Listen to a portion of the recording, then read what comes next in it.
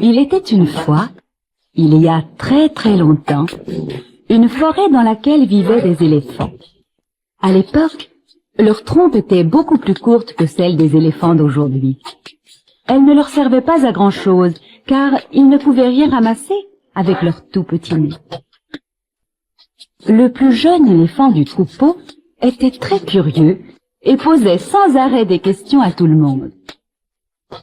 Un bon matin, il demanda à une girafe: « Pourquoi avez-vous un cou si long, madame la girafe, et pourquoi avez-vous des taches sur tout le corps ?» La girafe crut que le petit éléphant se moquait d'elle. Alors, au lieu de répondre, paf, elle lui donna un grand coup de pied. Le petit éléphant eut très mal et s'enfuit en tremblant de peur. Il arriva tout affolé dans un pré où une autruche mangeait tranquillement. Lorsqu'il aperçut l'énorme volatile, le petit éléphant fut si étonné qu'il en oublia sa peur et, s'approchant de l'autruche, lui dit: « Bonjour, madame l'autruche. Pourquoi n'utilisez-vous pas vos belles plumes et vos grandes ailes pour voler dans le ciel ?»« Quelle question ridicule !» s'écria l'autruche d'une voix perçante. En fait, elle avait honte de ne pas pouvoir voler. Et bing! Pensant que le petit éléphant se moquait d'elle, elle lui donna un grand coup de pied. La leçon ne servit pas au petit éléphant curieux. Le lendemain, il rencontra un hippopotame qui se reposait à l'ombre d'un grand arbre. Fasciné par cette énorme créature, le petit éléphant s'approcha et lui demanda: « Dites-moi, monsieur l'hippopotame, pourquoi avez-vous une bouche large comme une pelle à charbon et des yeux aussi petits que des boutons de culotte ?» L'hippopotame avait d'ordinaire très bon caractère, mais cette question le vexa tellement qu'il grogna d'une voix d'outre-tombe: « Petit vaurien, comment oses-tu te moquer de moi ?» Et bing! Il donna à l'impertinent un coup de pied si puissant que le petit éléphant roula comme un ballon. Il se releva, tout déconfit, et murmura: « J'aurais dû m'y attendre. Les adultes ne veulent jamais répondre à mes questions. » Sur ce, il reprit son chemin et rencontra un singe assis sur une branche. Le petit éléphant savait qu'il ne devait plus poser de questions impertinentes, mais il ne put s'en empêcher. « Ohé, monsieur le singe !» cria-t-il. « Pourquoi portez-vous une fourrure si épaisse par une si grande chaleur ?» Il eut à peine le temps de finir sa phrase. Vlan, paf, ping! Le singe sauta sur son dos et lui administra une terrible fessée. Après cette expérience, le petit éléphant décida qu'il ne poserait jamais plus de questions à personne. Et pourtant, il y avait tellement de choses qu'il aurait voulu savoir. À peine une semaine plus tard, sa curiosité l'emporta et il demanda à sa maman: « Dis maman, sais-tu de quoi se nourrissent les crocodiles ?» Fatiguée, sa maman le gronda: « Maintenant, ça suffit. Ne me pose plus de questions, ça m'énerve. » Le petit éléphant cessa pendant un moment de poser des questions, mais celle des crocodiles ne quittait pas son esprit, et il décida d'aller questionner le cacatoès. « Monsieur le cacatoès, » lui dit-il, « on m'a dit que vous étiez très savant. Pouvez-vous me dire de quoi se nourrissent les crocodiles ?» À ces mots, le cacatoès se mit à battre des ailes avec fureur. La veille, il avait justement échappé de justesse à un crocodile qui voulait le manger. « Si tu veux vraiment savoir de quoi se nourrissent les crocodiles, » grommela le cacatoès, « tu n'as qu'à aller à la rivière et poser toi-même la question à ces horribles bêtes. » Le petit éléphant rentra prévenir sa maman qu'il allait à la rivière. « Maman, je vais à la rivière demander au crocodile de quoi il se nourrit. »« Mon pauvre chéri, tu perds la tête !» s'écria la maman. « Les crocodiles sont très dangereux et je t'interdis d'aller à la rivière tout seul. » Mais quand le petit éléphant avait une idée en tête, personne ne pouvait le faire changer d'avis.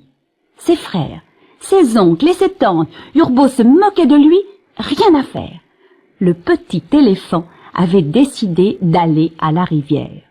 « Nous souhaitons bonne chance au plus grand détective de tous les temps !» railla son oncle. « Il est malade !» fit sa tante. « Ou bien il est fou !» rétorqua son cousin. Malgré leur raillerie, le petit éléphant partit avec détermination en direction de la rivière. Il avait emporté un panier plein de bananes et il en mangeait une chaque fois qu'il avait faim. Après 2 longues journées de marche, il arriva à la rivière, mais comme il n'avait jamais vu de crocodile de sa vie, il se demanda comment il allait pouvoir les reconnaître. C'est alors qu'il aperçut un énorme serpent lové dans un arbre. « Ohé, monsieur le serpent, pouvez-vous me dire s'il y a des crocodiles par ici ?» demanda le petit éléphant. Le serpent ne fut pas content du tout d'avoir été réveillé pendant sa sieste. La loi de la jungle est très claire. Il ne faut jamais réveiller un serpent qui dort. Le dangereux animal dressa sa tête avec colère, siffla méchamment, puis se rendormit.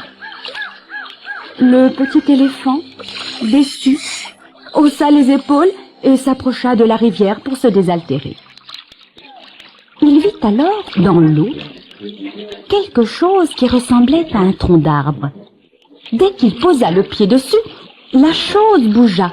Effrayé, le petit éléphant fit un bond en arrière. Ce qu'il avait pris pour un tronc d'arbre était un animal. Un curieux animal d'ailleurs, qui ouvrit une gueule gigantesque.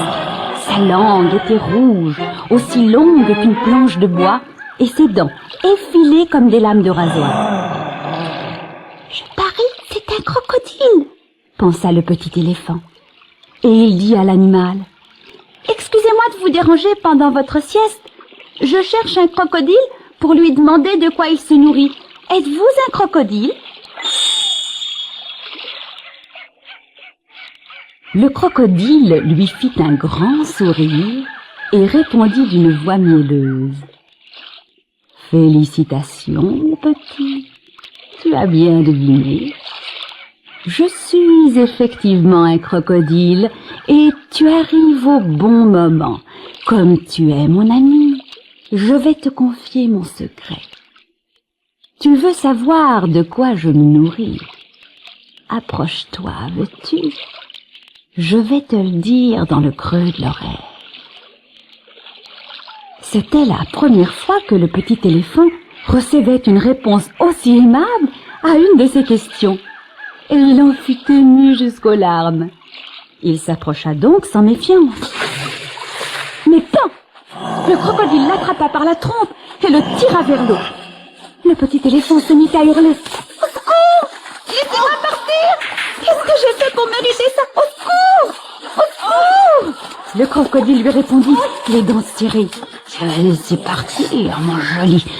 Sûrement pas.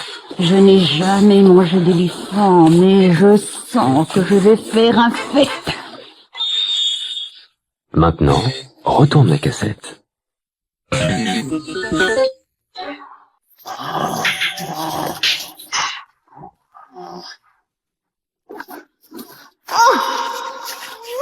Le serpent, à moitié endormi, entendit les cris, se pencha et il vit la bagarre qui se déroulait entre le crocodile et le petit éléphant.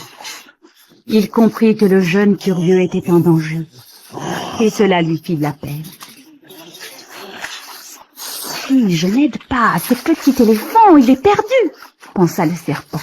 « Ne te laisse pas entraîner dans l'eau, sinon le crocodile te mangera tout entier !» cria-t-il. « Tiens bon, j'arrive !» Mais le crocodile continuait à tirer sur la trompe du petit éléphant qui commençait à perdre pied. C'est alors que le serpent eut une idée. Il enroula sa queue autour du corps du petit éléphant, s'enroula lui-même autour d'une branche et se mit à tirer de toutes ses forces. Le crocodile tirait d'un côté, le serpent de l'autre. et le petit éléphant, écartelé entre eux, poussait des hurlements stridents. Plus le crocodile et le serpent tiraient, plus la trompe du petit éléphant s'allongeait. Je n'en peux plus. Le crocodile est plus fort que moi, se dit le serpent en s'apprêtant à la chérir. Mais, au même moment, le crocodile, épuisé, lâcha le petit éléphant et disparut dans l'eau. Le petit éléphant remercia chaleureusement le serpent de lui avoir sauvé la vie.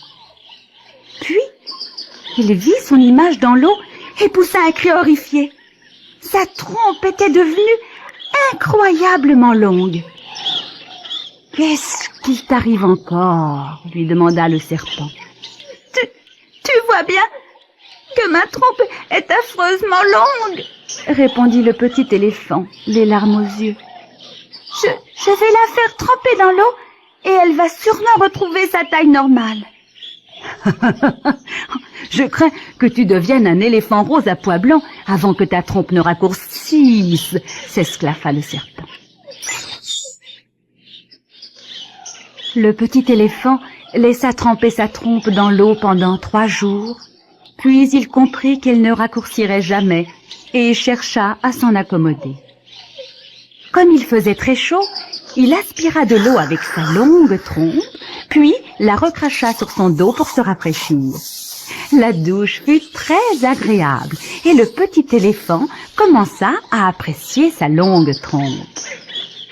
C'est drôlement pratique, une trompe aussi longue, constata le serpent. Le petit éléphant se pavana en faisant fièrement balancer sa longue trompe de gauche à droite. C'est vrai qu'elle était pratique. Elle lui permettait d'attraper les fruits sur les hautes branches, de chasser les mouches qui se posaient sur son dos, de boire l'eau de la rivière sans devoir y mettre les pattes. « Ma maman sera fière de moi !» se dit le petit éléphant. Et il prit aussitôt le chemin du retour pour aller montrer sa nouvelle trompe à toute sa famille. Au détour d'un sentier, il rencontra le singe qui lui avait donné la fessée. En apercevant la longue trompe du petit éléphant, le singe éclata de rire. « Attends un peu, rira bien qui rira le dernier !» s'écria le petit éléphant, vexé. Il enroula sa trompe autour du bras du singe, et vlan, il le poussa sur un nid d'abeilles. Le singe, piqué de partout, s'enfuit en hurlant de douleur. Un peu plus loin, le petit éléphant rencontra l'hippopotame. C'est la nouvelle mode, cette trompe ridicule, s'esclaffa l'hippopotame. Le petit éléphant attrapa un bâton avec sa trompe et paf! Il donna un grand coup sur le dos de l'hippopotame qui décampa en hurlant. Lorsque le petit éléphant arriva chez lui, on commença par se moquer de sa longue trompe. Mais lorsqu'il conduisit ses oncles, ses tantes et ses cousins près d'une mare et leur offrit une bonne bouche, chacun le complimenta. Et toute la famille décida d'aller à la rivière se faire tirer la trompe par les crocodiles. Cette histoire est arrivée il y a très très longtemps. C'est depuis lors, et cela est assez étrange, que tous les éléphants naissent avec une longue trompe.